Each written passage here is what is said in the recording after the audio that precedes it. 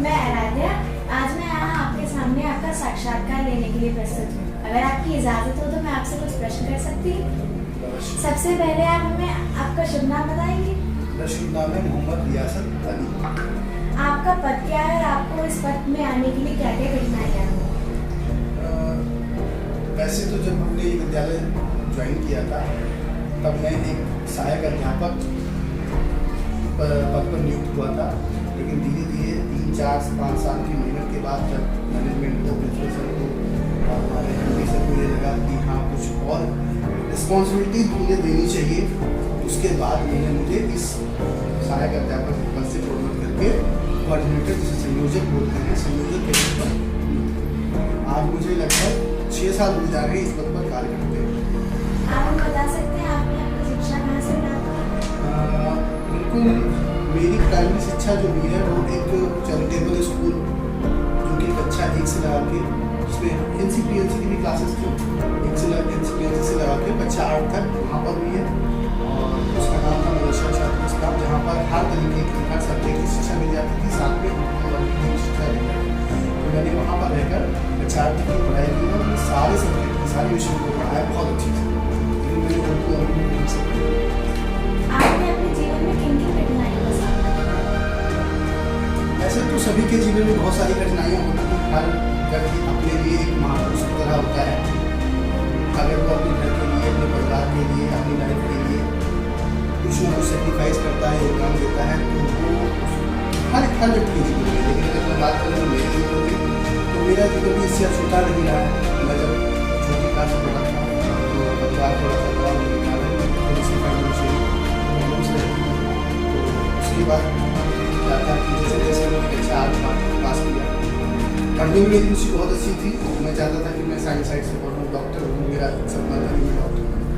लेकिन किसी कारणवश मैंने साइंस स्ट्रीम को मैं नहीं चूज़ कर पाया। तो कक्षा 8 के बाद फिर मैंने 9th की पढ़ाई की। 9th की पढ़ाई करने के बाद फिर हाई स्कूल करने के बाद फिर कुछ ऐसा पारिवारिक समस्याएँ रही कि मुझे मतलब ये अच्छा, मैं हमेशा ये सोचता था कि मैं कोई भी काम करूँ अपने दम पर।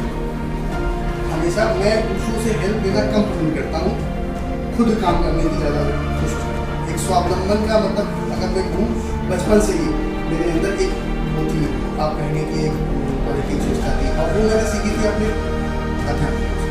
मैं उनको देखता था कि वो ये नहीं था कि वो किसी काम के लिए किसी को बुलाई होता है, वो अपने आप कर सकते हैं। तो मैं भी चाहता हूँ, मैं भी हमेशा कुछ चाहता था कि मैं कुछ ऐसा करूँ, मैं परिवार के लिए मतलब जिम्मेदारी का एहसास करता हूँ। हाई स्कूल करने के बाद फिर मैंने क्या किया, मैंने कॉलेज जॉब शुरू की और उसके बाद फिर मैंने अपनी पढ़ाई की, अपने आप जॉब की, अपने आप की।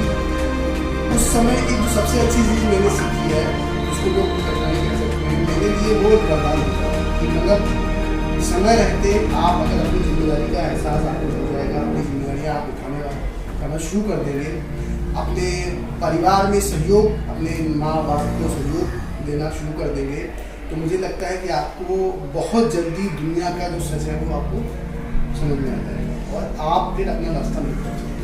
फिर आप हमेशा सही रास्ते पर चलेंगे।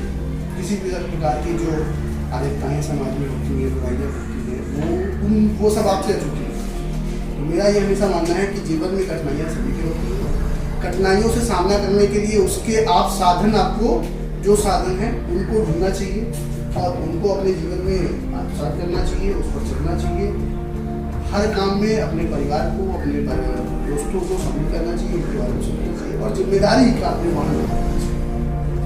तो मुझे लगता है वो कठिनाई नहीं, वो एक तरीके का अवसर होता है जो ईश्वर हर इंसान को देता है। आपके जीवन में आपकी सबसे बड़ी उपलब्धि क्या है?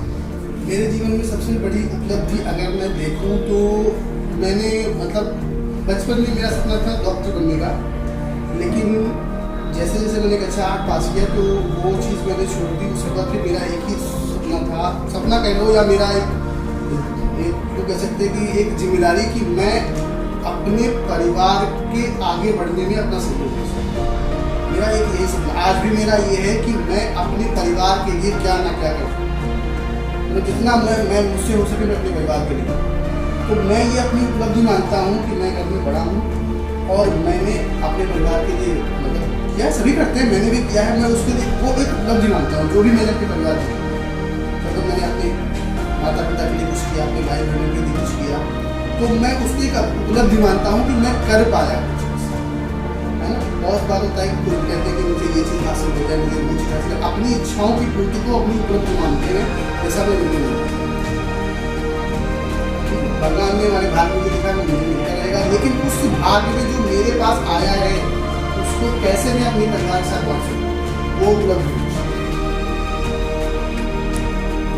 वो मेरे लिए वो उपलब्धि। तो मैं आज तक जो भी अपने परिवार के लिए कर पाया हूँ मेरे लिए उपलब्धि है।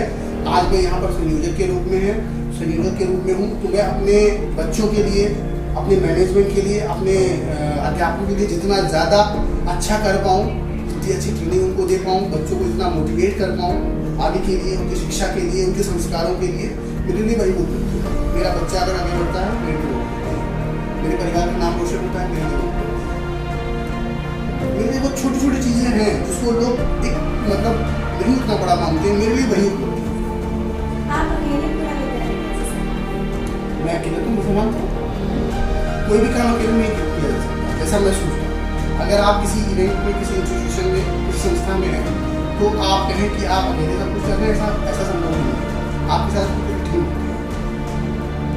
टीम, मैं हूँ, मैं अकेला हूँ, मेरे साथ पूरी टीम है मेरी, और सभी का सहयोग बराबर का है। कई बार मेरा सहयोग सबसे कम होता है। पर्दे के पीछे का जो हीरो होता है, मूवीज देखी है तो उसमें मूवीज में, थिएटर में सब सामने होता है हीरो, नायक नायिका है, लेकिन उनके एक्टिंग के, उनके मैसेज जो वो दे रहे हैं उसके पीछे के जो हीरो होते हैं असल में वही रियल लाइफ हीरो। तो मैं जो बताऊँ कि मैं स्कूल में अगर मैं कुछ करता हूँ, मुझसे कुछ होता है, तो ऐसा बिल्कुल पॉसिबल नहीं, संभव नहीं है। मेरे पर्दे के पीछे के जो हीरो हैं वो मेरे अध्यापक हैं, मेरा मैनेजमेंट है, मेरे प्रिंसिपल हैं। क्योंकि अगर कोई भी चीज़ मैं सोचता हूँ वो ऐसे पॉसिबल ही नहीं जब तक मैं टीम वर्क में काम नहीं करूँ, है ना। तो मेरे लिए अगर मैं ये कहूँ कि मैं कितना कर पा रहा हूँ या मैं कुछ कर पा रहा हूँ, मैं कुछ नहीं कर रहा हूँ। मेरे अध्यापक, मैं, मेरा मैनेजमेंट, सब लोग मिलकर हम टीम वर्क में काम कर रहे हैं, तब जाके हम कोई नई चीज़ इम्प्लीमेंट करते हैं और वो फिर बिल्कुल सबके सामने आती है। आपका पसंदीदा विषय क्या है और क्यों? मेरा पसंदीदा विषय है सामाजिक विज्ञान, सोशल स्टडीज। क्यों? क्योंकि मैं आपको बताऊं, मैंने MA इंग्लिश से किया है, लेकिन मैंने ग्रेजुएशन में ज्योग्राफी ले रखी, भूगोल ले रखी है। उसके बाद जब मैंने एज ए अध्यापक, एज ए टीचर मैंने स्कूल ज्वाइन किया, तो मुझे 2-4 सालों के बाद SST सामाजिक विज्ञान पढ़ने का मौका मिला। जब मैं उसको पढ़ा रहा था तब मुझे ये ज्ञान हुआ कि सामाजिक विज्ञान ही ऐसा विषय है जिससे अपने देश, अपनी भूमि, अपने संस्कार, अपने इतिहास के बारे में आप जान सकते हैं। एक ऐसा सब्जेक्ट है, ये एक ऐसा विषय है जो आपके पीछे से लगाकर और आपके भविष्य तक, आपके चारों ओर की चीज़ों से आपको तो मेरा रुचि जो है सामाजिक विज्ञान में से भी उसको पता चला गया। उसके बाद मैंने हिस्ट्री से भी किया है और मैं अभी भी मुझे कोई हिस्ट्री किताब मिलती नहीं पढ़ती। मेरा अगर सबसे अच्छा सब विषय आप मानते हैं और उसमें अगर आप जाएंगे तो इतिहास। आप विद्यालय के शैतान बच्चों को कैसे संभालते हैं? जहाँ तक मैं समझता हूँ कि ये शब्द नहीं, शैतान को नहीं, ये हम लोग यूजुअली यूज करने लगते हैं कि शैतान, बच्चे शैतान, बच्चे शैतान, बच्चे क्रिएटिव, बच्चे सृजनात्मक कार्य करते हैं। कई बार वो बियॉन्ड ऑफ थिंकिंग होता है, बियॉन्ड ऑफ थिंकिंग जैसा हम सोचते नहीं हैं वैसा वो कर जाते हैं, है ना। तो हम क्या सोचते हैं, वो शैतान है। वो ज़्यादा अगर प्रश्न पूछ रहे हैं तो वो शैतान है, वो क्लास बिगाड़ रहे हैं। वो ज़्यादा इधर उधर की एक्टिविटी कर रहे हैं तो वो शैतान है। नहीं, ऐसा शैतान नहीं है, वो बियॉन्ड ऑफ द थिंकिंग काम कर रहे हैं, बियॉन्ड ऑफ द लिमिट काम कर रहे हैं। तो उसको हमें एक्नॉलेज करना चाहिए, उसका हमें विश्लेषण करना चाहिए कि बच्चे जो कर रहे हैं उसके पीछे उनकी क्या थिंकिंग, क्या मेंटालिटी, क्या सोचना है उनका। जो बच्चे थोड़े से एक्टिव होते हैं, जो बच्चे सृजनात्मक कार्य करते हैं, जिसको बोलते हैं क्रिएटिव पूर्वक काम करते हैं, उन्हीं बच्चों को अक्सर शैतान का हाथ फेर दिया जाता है, क्योंकि वो शैतान ही होते हैं। उनके पास एक नया स्किल होता है जो ईश्वर को दे देता है और सभी बच्चों को दे देता है। तो हमको उस उनके सृजनात्मक जो उनका कौशल है, क्रिएटिव स्किल है, जिसको हम शैतानी की परिभाषा में देते हैं, उसको विश्लेषण करना चाहिए और वहाँ से हम उनकी उस एनर्जी को, उसी को, स्किल को निकालकर, कौशल को निकालकर दूसरी चीज में जहाँ से वो कुछ सीखे उसमें उसको परिवर्तित करें। बच्चे शैतान नहीं होते, बच्चे क्रिएटिव। आप इतनी कठिनाइयों के बाद भी संवेदनशील हैं। कठिनाइयाँ देखिए एक जीवन का हिस्सा है। अगर आप समझते हैं कि समस्या समस्या समस्या समस्या, आप इसी का रोना रोकते रहेंगे तो समस्या कभी खत्म नहीं होगी। और समस्या, इश्यूज है ना, इसको चैलेंजेस बोलते हैं, वो एक जीवन का हिस्सा है। जिस इंसान के पीछे समस्या नहीं है, जिस इंसान के आगे चैलेंजेस नहीं है, उसको सीखने का कोई मौका ही नहीं मिलता। आपके सामने समस्या है, समझ लीजिए कि ईश्वर ने आपको सीखने का मौका दिया है ना। आपके सामने चैलेंजेस हैं, इसका मतलब आपको एक अवसर दिया है कि उस समस्या से निकलकर, उस समस्या को फेस कर, सामना करके आप एक कदम आगे बढ़ें। जब आप इस चीज को एज ए अपॉर्चुनिटी लेंगे, एज ए अवसर लेंगे, तब आप उस समस्या से बाहर निकलने का रास्ता भी निकालेंगे, है ना। तो वो वहाँ पर एक नई चीज आप सीखेंगे, और जब आप वो चीज नहीं सीखेंगे तो वही चीज अपने अध्यापकों में इम्प्लीमेंट करेंगे, उनको बताएंगे, अपने बच्चों में बताएंगे, और समस्या का रोना होते रहेंगे। समस्या तो कभी खत्म नहीं होने वाली। दुनिया में ऐसा कोई इंसान है जिसके पास समस्या नहीं है, सभी का समस्या। असल में वो समस्या नहीं है, वो है चैलेंजेस, जो जीवन का हिस्सा है। आपके जीवन में उपलब्धियों में सबसे ज्यादा सहयोग आपको किसने मिला? मेरे जीवन की उपलब्धियों में अगर सबसे बड़ा सहयोग मैं मानता हूँ तो मेरे अध्यापक। मैं आज भी जब भी कक्षा में जाता हूँ और कुछ भी प्रेजेंट करता हूँ, इवन मेरे बोलने का तरीका, मेरे चलने का तरीका, मेरे बातों को रिप्रेजेंट करने का तरीका, वो सब मेरे अध्यापकों से मैं सीखता हूँ। मैं तब जब मैं पढ़ता था तब मैंने इस चीज़ को कभी सोचा नहीं था, कभी इमेजिन नहीं किया, लेकिन जब आज वही चीज़ करता हूँ तो मुझे लगता है ये तो मेरे उस टीचर की क्वालिटी है, ये तो मेरे उस टीचर की क्वालिटी है। हम सबसे पहले अपने टीचर को अपने अंदर आकर्षित करते हैं, अगर एज अध्यापक की बात, उसके बाद हमारे भाई बहन, हमारे माता पिता, सबका सहयोग है। और वर्क प्लेस की अगर बात करूँ तो मेरे अध्यापक, और यही सारी चीज़ें मेरे काम को आसान है।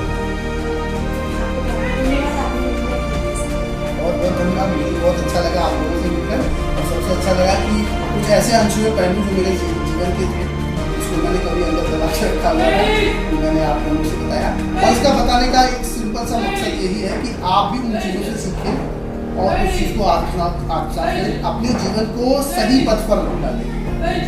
जीवन अगर सही पथ पर है तब आप अपने आप का भी भला कर सकते हैं, अपने दोस्तों का भला कर सकते हैं, अपने परिवार का भला कर सकते हैं, अपने विद्यालय का परिवार का भला कर सकते हैं, और साथ साथ में अपने समाज और देश का। लेकिन अगर आप रास्ता भटक रहे हैं, आप रास्ते पर नहीं हैं, तो फिर आप अपना भी नुकसान करेंगे, परिवार का भी नुकसान करेंगे, और अपने समाज और देश का।